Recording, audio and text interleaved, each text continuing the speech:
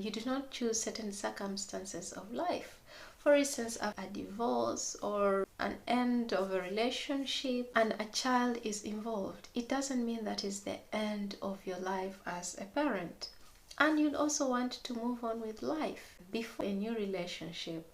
Make sure you are healed from the previous relationship and avoid carrying baggage or pains from the previous relationship into the new relationship. I could say that be more intentional and disciplined to make your blended family or step family work.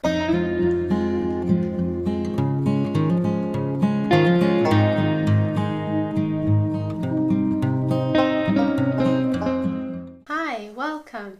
I am Theodora. I talk about real life experiences, personal development, grief support, and many other things. Today I'll be talking about how you can navigate blended families. In the past, not as common in the recent years, if a woman had a child or children and for whatever reason got a new relationship or decided to remarry or marry, the children from previous relationships were left with the woman's parents, the grandparents to the child. And most times these children were kept a secret from the current partner for many reasons, among them being fear of rejection from the new partner, or the children are seen as a burden that will threaten the thriving of the new relationship, and many other reasons. However, such scenarios have left many children emotionally and mentally distressed, leaving these children wondering, why have I been left in the dark? Why have I been set apart? Especially in the moments when these children get to realize that so and so is maybe their mother, so and so is their father. Most times these children, as they grow up with their grandparents, they end up calling the grandparents mom or dad, and their true parents, they either call them auntie or uncle. And in the event that they finally get to realize that actually auntie or uncle or the person I thought was my sibling is actually my parent, it leaves these children with a lot of questions, and many times these questions are not addressed because the children do not know how to approach the parents. Maybe the parents also do not know how to start the conversation. According to research, it's estimated in the US about 1,300 blended or step families are formed. And in Kenya, a study was done, I think by the Daily Magazine. A woman in Kenya has a 59% chance of being a single mother. So these scenarios indicate that having a step family or a blended family is something that is bound to happen at any time. And we have to be prepared so that we can be able to navigate all the dynamics in it. I'll tell you a story. A story is told about Amelia, a 35-year-old woman who fell in love with Joseph, who is 48 years old.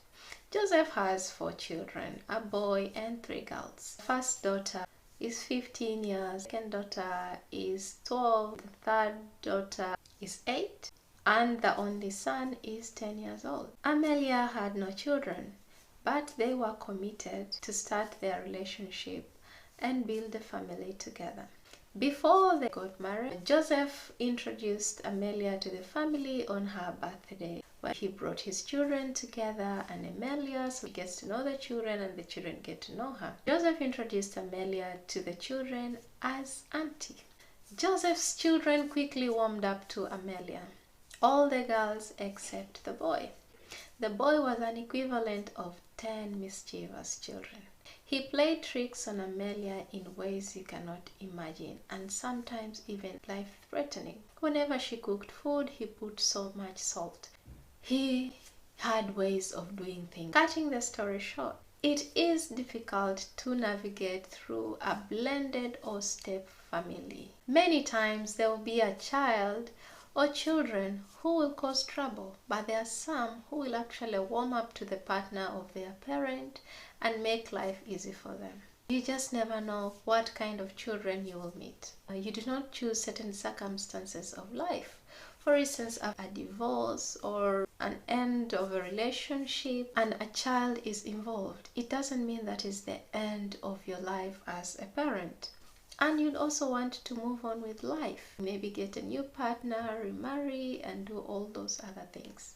So the questions that you may have to ask: how will you create harmony among the children, or common ground where you can both interact with the children? What are the implications of bringing the children together?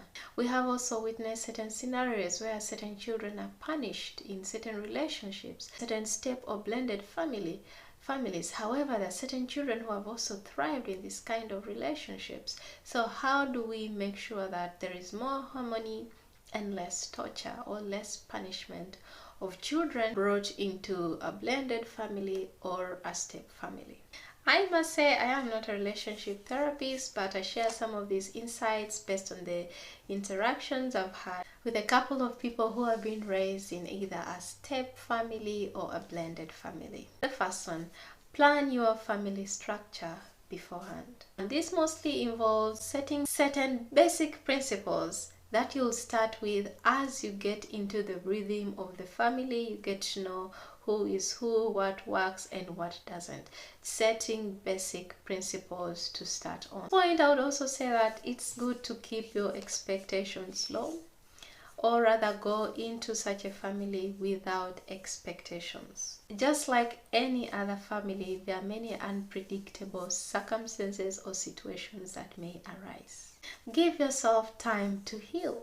What do I mean? Before you jump into a new relationship, make sure you are healed from the previous relationship and avoid carrying baggage or pains from the previous relationship into the new relationship. This also involves the healing of the children from the previous relationship. As much as you, the parent, is hurting from maybe a relationship that has been concluded or a marriage that has ended up in separation, as you are in pain, the children are also hurting. So before you move into the new relationship, try to ensure that you and the children have reached a certain point of healing, to avoid certain pranks or the ways that they will end up expressing their pains to the new partner in terms of causing them pains in different ways. Just like any relationship, make sure communication is very, very clear. Talk about things with each other and not about each other.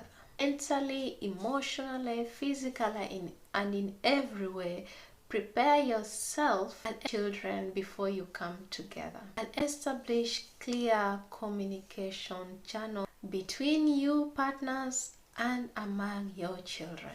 If you're not sure about something, it would be good to first consult with your partner, and then you can be able to give the response to the children or to any other person. As you're preparing to get into the blended family, try to give children simple explanations of why things are going to change or why things are going in a certain direction, so that they are with you and not away from you, so that as you grow old or as you age, your children slipping away from you shouldn't be one of those things that you struggle with in your old age. It's also important for partners to work together as a team in every aspect of your lives. This will either bring the children together or divide them or confuse them.